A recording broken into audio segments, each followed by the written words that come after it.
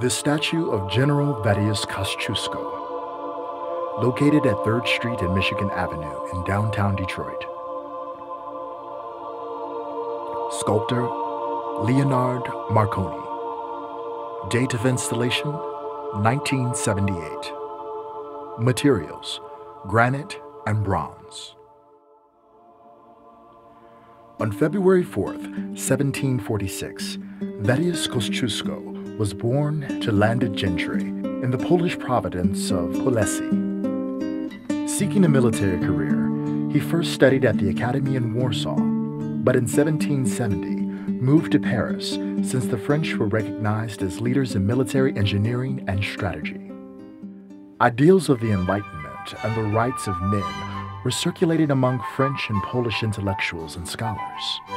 Kosciuszko read Thomas Jefferson's Declaration of Independence, was overwhelmed by the power of the ideas, and rapidly sailed for the American colonies to fight for their freedom. General Washington recognized his excellent training and employed him to design forts along Delaware. Later on, he was sent to fortify Fort Ticonderoga in upstate New York. His ideas were rejected, and the fort was overrun.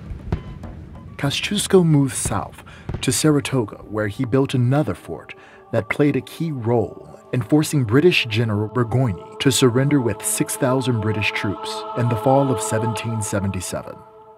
This was arguably the most important battle of the Revolution, since the British losses were so substantial that the French began supporting the colonies.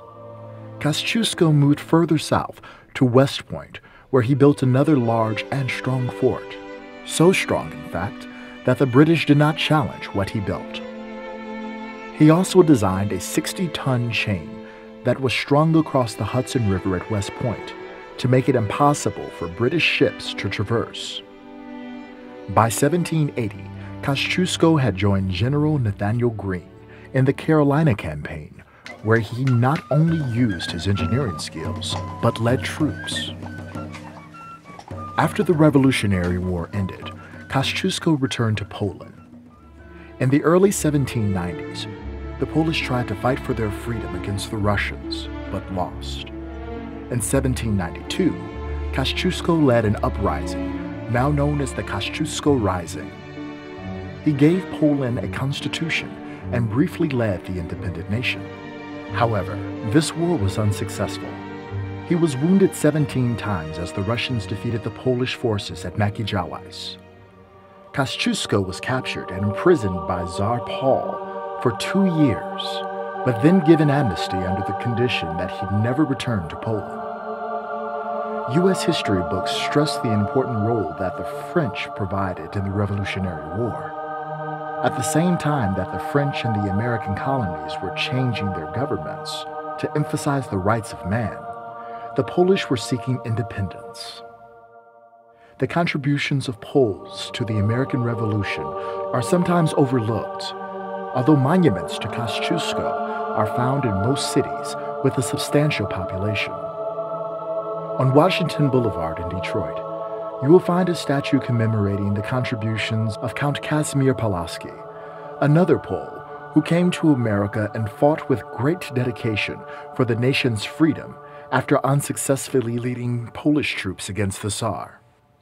When the Tsar granted amnesty, Kosciuszko immediately came to the United States, where he sought both medical treatment and back pay from the military.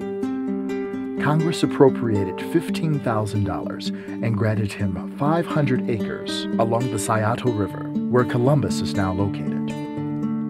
Kosciuszko wished to return to his native land.